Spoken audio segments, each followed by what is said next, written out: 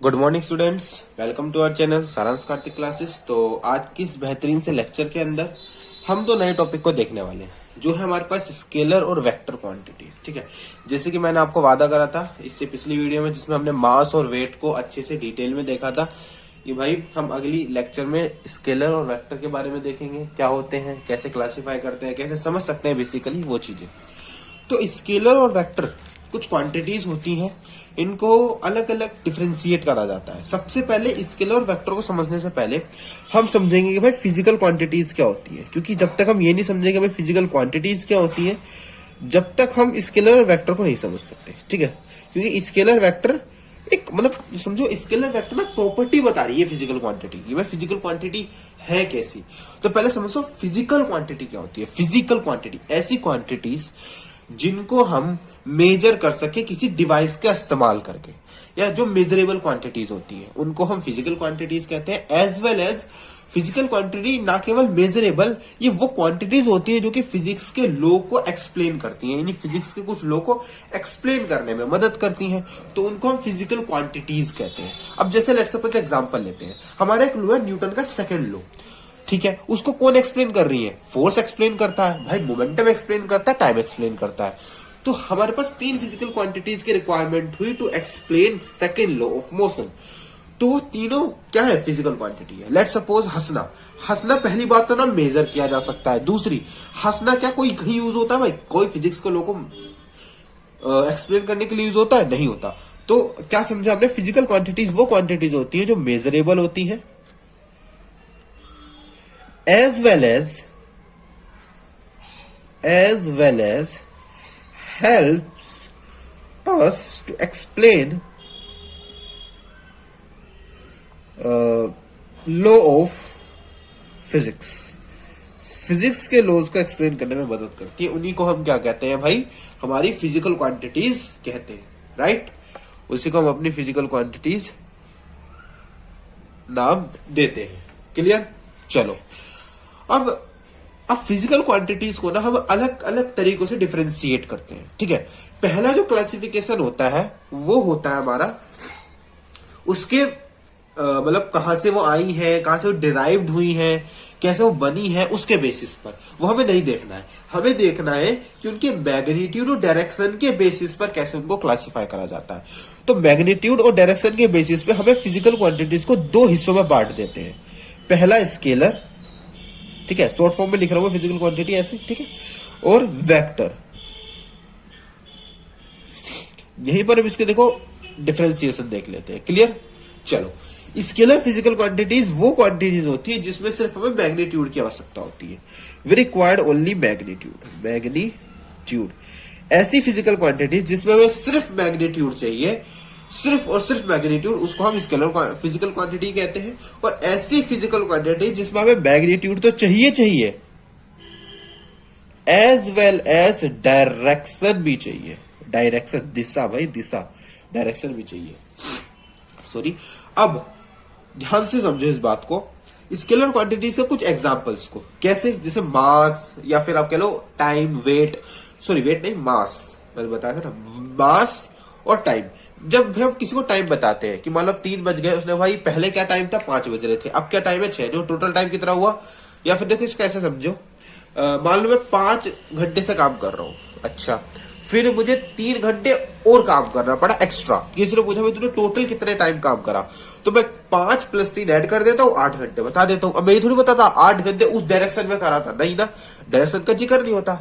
और एग्जाम्पल जैसे मान लो मैंने 5 किलो चीनी ली, 5 किलो चीनी ली, और मैंने कहा भाई 4 किलो और डाल दी, तो टोटल हमने कितने मास की चीनी ले ली? 9 किलो की, आई थिंक, हाँ 5 और 4 9 किलो की ले ली। अब इसमें हम ये तो नहीं बताते कि भाई चीनी उस डायरेक्शन में थी, 9 किलो उस डायरेक्शन में, नहीं ना, डायरेक्शन की तो बात ही नहीं करते। तो इसलिए वो सब स्केलर क्वांटिटीज होती है। जो भी आप मैथमेटिकल एडिशन करते हो, जैसे मास को हम ऐड कर लेते हैं, है ना, हम मास को ऐड करते हैं, जैसे हम टाइम को ऐड करते हैं अपनी डे टू डे लाइफ में, वो सब स्केलर क्वांटिटीज है, इसीलिए हम उनको ऐड कर पा रहे हैं, इसीलिए ही हम उनको ऐड कर पा रहे हैं। मान लो मैंने कहा भाई 5 मीटर का रिबन दे दे और 6 मीटर इसमें जोड़ दे, तो 5 और 6 तो टोटल कितने हो गए हमारे? 11 मीटर। तो हमने ऐसे ही ऐड कर दिया, हमने वहां डायरेक्शन को नहीं मैटर करा, राइट। तो उन्हीं को हम स्केलर क्वांटिटीज कहते हैं। हम अवेयर नहीं होते कि हम स्केलर क्वांटिटी को ऐड कर रहे होते हैं, हमें पता नहीं होता। जैसे मान लो भाई तो 5 दर्जन केले दे दे और 2 दर्जन अलग से दे दे, तो टोटल कितने लिए, 5 और 2 7 दर्जन, हमने ऐसे ही ऐड कर दिया। इधर देखा किस डायरेक्शन में लिए, नहीं ना, तो डायरेक्शन मैटर नहीं करते, मतलब नहीं करती, ठीक है। तो हमें नहीं पता होता कि स्केलर क्वांटिटीज है, इसलिए हम डायरेक्शन नहीं लेते। अब समझ में आया कि स्केलर क्वांटिटी होती है वो सब चीजें, मास, टाइम, लेंथ, ये सब स्केलर है, इसलिए वहां पे डायरेक्शन की रिक्वायरमेंट नहीं होती। तो कुछ एग्जांपल इसके लिख लेते हैं। Let's suppose we can say mass, length और टाइम। और भी बहुत सारे एग्जांपल्स हैं, जैसे कि मैं एग्जांपल देना चाहूंगा इलेक्ट्रिक करंट का। इसके साथ बहुत रोचक बात है, ये अभी बताऊंगा, थोड़ी देर में बताऊंगा, ठीक है। पहले हम वेक्टर के कुछ एग्जांपल्स देख लेते हैं। वेक्टर क्वांटिटी जैसे कि डायरेक्शन। मान लो हमारे पास एक बॉक्स है, लेट्स सपोज ये बॉक्स है मेरे पास। मान लो मैंने इधर से एक फोर्स लगाई 50 न्यूटन, ये सबको पता है फोर्स। इधर से लगाई 60 न्यूटन। टोटल फोर्स बताओ, 50 ही लगा दी, क्या आएगा भाई, 0। एक कॉमन सेंस बता रहा, देखो एक कॉमन सेंस बता रहा। मैंने लेट्स सपोज ये पेन ही ले लो, या फिर ये पेन ले लो, लेट्स सपोज ये पेन ले लिया मैंने। मैं इधर से एक फोर्स लगा रहा हूं इस पे, ये इधर जा रहा है, मैंने इधर से भी फोर्स लगाई। अब दोनों साइड से फोर्स लगाई भाई, टोटल फोर्स तो कुछ और होगी। मैंने यहां से 50 लगाई, यहां से 50 लगाई, टोटल में 100 न्यूटन लगाई, पर पेन क्यों नहीं हिल रहा? सोचो पेन क्यों नहीं हिल रहा भाई? टोटल तो बहुत सारी फोर्स लगा दी। तो ऐसे ही बॉक्स है, इधर से भी 50 लगाई, इधर से भी 50 लगाई, टोटल तो 100 न्यूटन हो गया भाई। तो फिर भी ये हिलेगा नहीं बॉक्स, सबको पता है नहीं हिलेगा। क्यों नहीं हिला भाई? टोटल तो 100 न्यूटन लग रही है ना पूरे बॉक्स पर ऐसा नहीं है। क्यों नहीं हुआ? क्योंकि यहाँ पर डायरेक्शन मैटर करा। जब साइंटिस्टों ने ये फिनोमिनन देखा तो समझे भाई डायरेक्शन भी मैटर करता है। इधर से 50 न्यूटन है, फिर इधर से 50 न्यूटन है, दो अलग अलग डायरेक्शन है, दोनों डायरेक्शन कट गई, तो टोटल नेट फोर्स इस पर 0 आ गई। क्लियर? नेट फोर्स इस पर 0 आ गई। तो यहां पे हमें पता चला भाई डायरेक्शन भी मैटर करता है, यानी डायरेक्शन भी अफेक्ट डालता है एडिशन पे।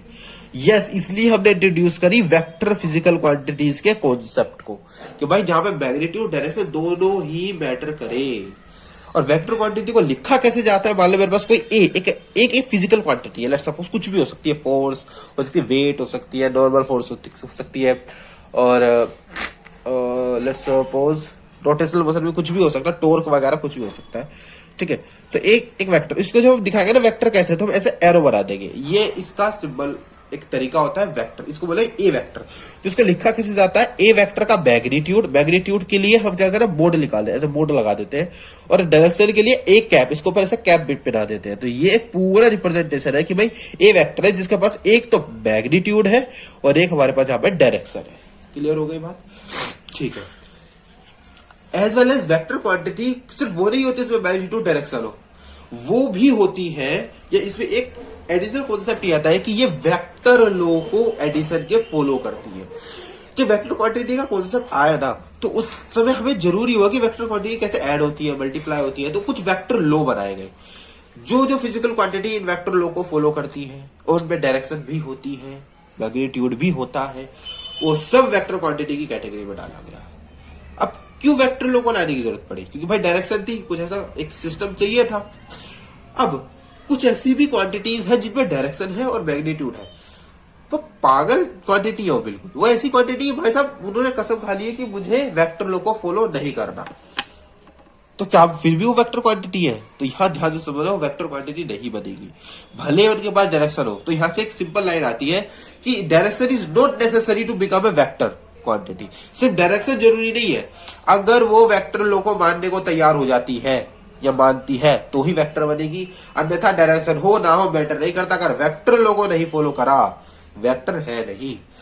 इसलिए मैंने करंट का रोचक किस्सा लिया। क्यों? क्योंकि जो हमारा करंट होता है ना, अब सबको पता है करंट डायरेक्शन होती है, हम दिखाते हैं भाई इस डायरेक्शन में करंट है, उस डायरेक्शन में करंट है, यानी करंट के केसेस में हम डायरेक्शन मैटर करते हैं, बिल्कुल करते हैं भाई। तो फिर क्यों वेक्टर नहीं बनता? क्योंकि करंट में डायरेक्शन जरूर होती है, लेकिन करंट दूसरा ऐसा है कि ये वेक्टर लॉ को फॉलो नहीं करता, मतलब वेक्टर लॉ से ऐड नहीं होता। जैसे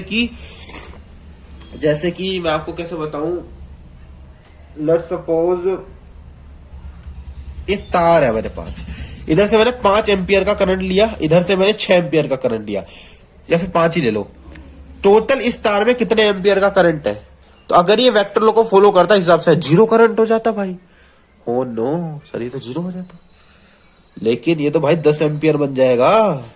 क्या समझ रहे हो? 10 एम्पियर, ठीक है। या फिर देखो इसका सिंपल एग्जांपल क्या है, देखो ये तो देखो एग्जांपल है, एग्जांपल ये देखो, मेरे पास कुछ इस टाइप का वायर है, ऐसे एक करंट में यहां से ला रहा हूं, एक करंट में यहां से ला रहा हूं, टोटल करंट एक दूसरे का परपेंडिकुलर है, परपेंडिकुलर है, तो थोड़ी बहुत अमाउंट कटेगी भाई इसमें से, ठीक है ना। क्योंकि एक फॉर्मूला होता है वेक्टर लॉ में, जब हम देखते हैं तो होता है रिजल्टेंट वेक्टर का जो मैग्नीट्यूड होता है, सिर्फ मैग्नीट्यूड, वो under root a square plus b square plus 2ab cos theta, 2ab cos theta, ठीक है। तो थीटा में 90 वैल्यू डालोगे 0 हो जाएगी, कुछ ना कुछ कम वैल्यू आएगी, पर मान लो ऐसे 5 है, ऐसे 6 है, ठीक है। तो लेकिन यहां जो होगा वो टोटल 11 एम्पियर का हो जाएगा, यानी वेक्टर लॉ को फॉलो नहीं करा अगले ने, तो इसलिए ये वेक्टर क्वांटिटी नहीं है। अब क्योंकि इसमें कुछ ना कुछ डायरेक्शन है, तो इसको कोई और फिजिकल क्वांटिटी के नाम से जाना जाता है, उसकी हम बात नहीं करेंगे, वो हायर क्लासेस में या बहुत आगे जाके पढ़ना होता है करंट की कहानी। लेकिन करंट कहने को स्केलर भी नहीं है, क्योंकि इसमें डायरेक्शन है, पर बेचारा वेक्टर लॉ नहीं फॉलो कर रहा तो वेक्टर भी नहीं है, तो कुछ और इसे कहते हैं। लेकिन बहुत से लोग अब भी इसे स्केलर में मानते हैं, ठीक है, स्केलर में माना जाता है इसको ज्यादातर, ठीक है।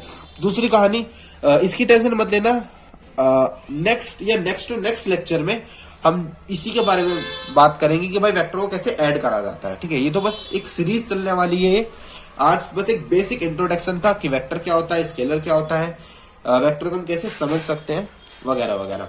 इस स्केलर में कुछ ज्यादा कहानी नहीं है, स्केलर में बस इतना समझना है, बस मैग्नीट्यूड होता है और सिंपल उसको ऐड करते हैं, जैसे हम सिंपल एल्जेब्रिक एडिशन करते हैं ना मैथमेटिक्स में, सेम स्केलर कैसे ऐड करा जाता है, क्लियर।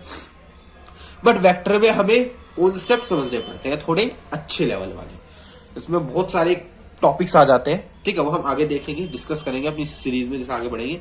तो अब जो नेक्स्ट लेक्चर आने वाला है हम उसमें देखेंगे कितने टाइप की वेक्टर फिजिकल क्वांटिटीज होती है, मतलब वेक्टर के भी टाइप्स है, समझने की जरूरत है। क्योंकि आगे जब हम इसमें कुछ प्रॉपर्टीज इसके लगाएंगे ना, तो वहां पे वो सारे टाइप्स हमें याद आएंगे, वहां पे सारे टाइप्स की भी जरूरत पड़ेगी।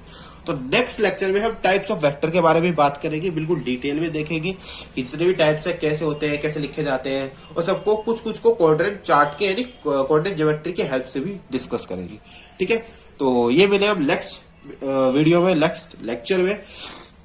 आज तक सिर्फ इतना ही, मतलब इस वीडियो में सिर्फ इतना ही। अगर आपको वीडियो पसंद आई और वेक्टर को अच्छे से आपका क्लियर हुआ कि वेक्टर फिजिकल क्वांटिटी रियल में क्या होती है, स्केलर क्या होती है, कैसे दोनों एक दूसरे से अलग अलग है, ठीक है ना, कैसे अलग अलग है, आपको क्लियर हुआ होगा।